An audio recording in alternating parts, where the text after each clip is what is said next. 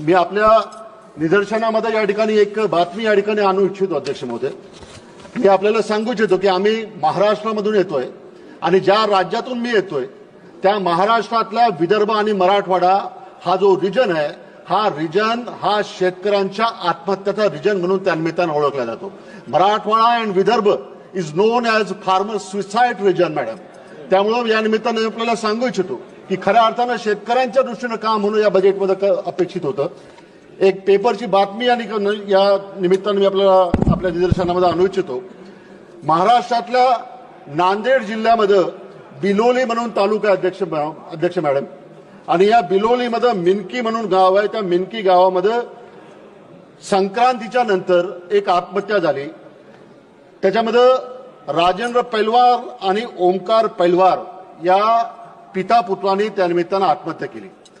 आणि ही जी आत्महत्या केली ही आत्महत्या करण्यामागचं कारण हे होतं की राजेंद्र पैलवार यांचा मुलगा ओमकार पैलवार हा शाळेमध्ये शिकत होता, 11वी मध्ये शिकत होता.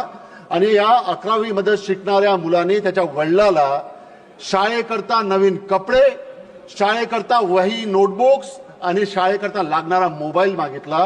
परंतु वडिलांजवळ पैसे नसल्यामुळं वडिलांनी त्याला सांगितलं की तू काही दिवस थांब, नंतर तुला मी घेऊन देतो. त्याच्यानंतर त्याच रात्री ओमकार पैलवार जो 16 वर्षाचा पोरगा होता तो शेतामध्ये गेला, त्यांनी आत्महत्या केली.